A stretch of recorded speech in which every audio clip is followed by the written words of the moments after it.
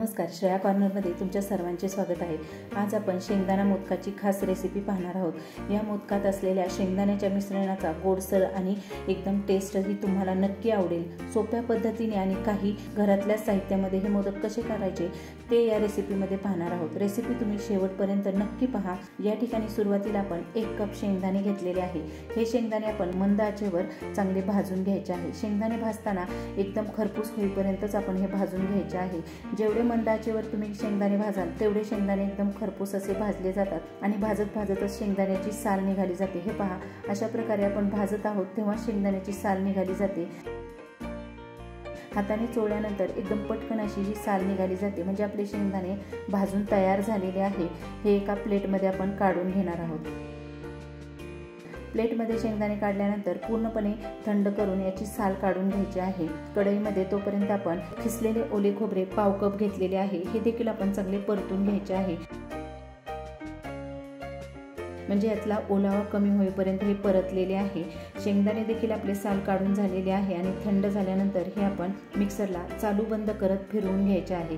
हे पहा, अशा प्रकारे एकदम बारीक असे आपण चालू बंद करत फिरवलेले आहे। चालू बंद करत फिरवल्यामुळे शेंगदाणे एकदम मस्त असे बारीक होतात। त्यानंतर या ठिकाणी कढईमध्ये आपण 1 चमचा तूप घालून घ्यायचे आहे। तूप चांगले गरम झालेले आहे, त्यावरती आपण बारीक कट केलेले बदाम 1 चमचा घालून घ्यायचे आहे।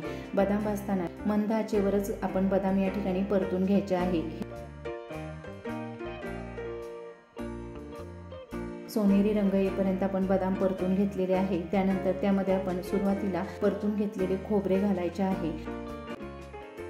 खोबरे घालून झाल्यानंतर त्यामध्ये आपण मिक्सरला फिरवून घेतलेल्या शेंगदाण्याची पावडर घालायची आहे।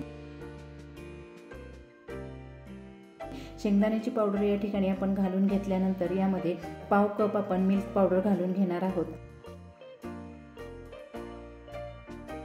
नंतर हे चांगले परतायचे आहे। मिल्क पावडर घातल्यामुळे मोदक एकदम स्वादिष्ट असे तयार होतात, त्यासाठी यामध्ये मिल्क पावडर घातलेली आहे आणि हे आपण चांगले परतून घ्यायचे आहे। हे सर्व साहित्य आपण एकत्र चांगले परतून घेतल्यामुळे सर्व साहित्य एकसारखे होते आणि मोदकही मस्त असे तयार होतात। त्यासाठी आपण हे सर्व एकसारखे मिक्स करून घेतलेले आहे। त्यामध्ये अर्धा चमचा वेलची पावडर घालायची आहे। साखर आपण मिक्सरला फिरवून त्याची पावडर तयार करून पावडर या ठिकाणी वापरलेली आहे आणि गोडीप्रमाणे साखर यामध्ये अर्धा कप घालून घ्यायचे आहे।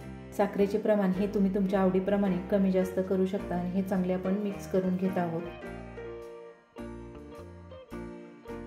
साखर मिश्रणामध्ये चांगले मिक्स झाल्यानंतर याच्यामध्ये आपण 1 चमचा तूप घालून घ्यायचे आहे। तूप घातल्यानंतर पुन्हा आपण गॅस या ठिकाणी चालू केलेला आहे आणि तूप घालून हे चांगले आपण पुन्हा परतून घ्यायचे आहे। हे मिश्रण जसजसे परतले जाईल तसतसे साखरेला पाणी सुटले जाते आणि मिश्रण एकदम ओलसर असे तयार होते, म्हणजे मोदक करताना बाइंडिंग व्यवस्थित असे होते। हे पहा, जसजसे मिश्रण आपण परतत जातोय तसतसे साखरेला पाणी सुटते आणि मिश्रण एकदम ओलसर असे आपले हे या ठिकाणी तयार झालेले आहे। तुम्ही पाहू शकता, मस्त असे हे मिश्रण आपले परतून तयार झालेले आहे।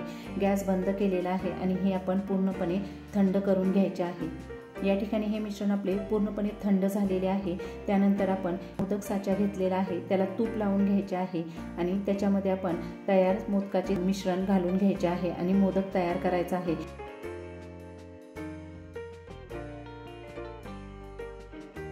मोदकामध्ये जेवढे मिश्रण जास्त घातले जाईल तेवढा मोदक मस्त असा तयार होतो। त्यासाठी याच्यामध्ये आपण मिश्रण घालून घ्यायचे आहे। हे पहा, अंगठ्याने अशा प्रकारे आपण ह्याच्यामध्ये जेवढे बसेल तेवढे मिश्रण घालून घेत आहोत आणि एकसारखे दाबून घ्यायचे आहे, म्हणजे मोदकाला मस्त अशा कळ्या सुटल्या जातात आणि मोदक एकदम मस्त असा तयार होतो। मिश्रण घालून घेतल्यानंतर मोदक आपण काढून पाहूया। हे पहा, मोदक मस्त असा तयार झालेला आहे। एकदम झटपट आणि पटकन असे हे मोदक तयार होतात। या ठिकाणी दुसरा मोदक देखील आपण अशाच प्रकारे करून घ्यायचा आहे। मोदक करताना जर तुमचे मिश्रण मोकळे वाटत असेल, म्हणजे एकदम सुटसुटीत झाले असेल, तर त्यावेळेस तुम्ही 2 चमचे तूप गरम करून घ्यायचे आणि हे तूप गरम केलेले यामध्ये मिक्स करून घ्यायचे। मिक्स केल्यानंतर चांगले मिक्स झाल्यानंतर अशा प्रकारे मस्त असे याचे मोदक तयार होतात, म्हणजे मिश्रणाला जेवढा ओलावा असेल तेवढे मोदक आपले मस्त असे तयार होतात। या ठिकाणी सर्व मोदक आपण अशाच प्रकारे तयार करून घेतलेले आहेत।